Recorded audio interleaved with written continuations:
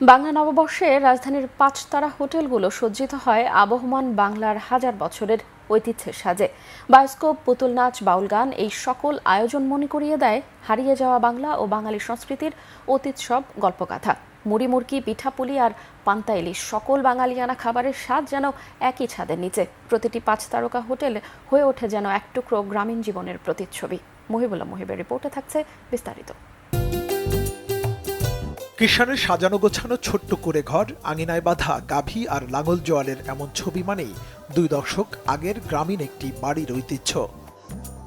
এখন আর এসব দৃশ্য সচরাচর চোখে না পড়লেও শহরের পাঁচতারা হোটেলে সোমবার শোভা পায় এমন দৃশ্য, যেন কংক্রিটের নগরে ছোট্ট এক টুকরো গ্রাম।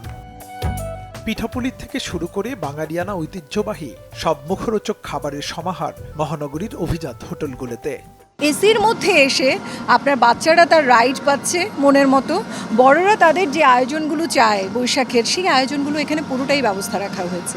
5 স্টার হোটেলে আসা একটা কারণ হচ্ছে সব জায়গায় হয়তো অনেক জ্যাম থাকে বা অনেক ক্রাউড থাকে, যার কারণে আমাদের এখানে আসলে আসা আর কি। যে শৈশবের ঐতিহ্যবাহী সে বায়োস্কোপ এবং অনেক কিছু আছে যেগুলো হয়তো আমরা ছোটবেলায় দেখেছি, সাজানো হয়েছে একটা ছোট্ট প্রিমিসিসে, তো আমরা খুব এনজয় করতে পারছি।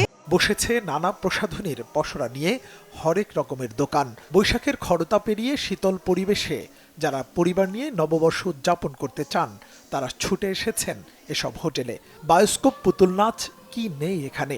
এসব দৃশ্য দেখে মধ্যবয়সী মানুষগুলো ফিরে যান শৈশবের স্মৃতির ভেলায়। শৈশবে ছিল টেপা পুতুল দেখতাম, তা আজকে চলে আসছে বিল্ডিংয়ের মাঝে। আগে ছিল বাইরে যেতাম, যা এখন চলে আসছে মাল্টি স্টোরি। তারপরেও বলবো আমাদের সংস্কৃতিকে যেভাবে তুলে ধরা হচ্ছে সত্যি অত্যন্ত সুন্দর। দিন শেষে তো বাঙালি, আমাদের নিজেদের যেহেতু ঐতিহ্য কালচার, সেটা অ্যাটলিস্ট একদিন হোক, যে যতদিনই হোক ফলো তো করা উচিত। এগুলো তো দেখতে ভালোই লাগে, বছরে একদিন মেলা উপলক্ষেই আসা হয় আসলে। তবে রোদে পুড়ে ধুলোয় গড়াগড়ি আর নানা গ্রামীণ খেলায় মেতে ওঠার স্বাদ যেন অধরাই থেকে যায় এসব পাঁচতারা অভিজাত হোটেলের বৈশাখ উদযাপনে।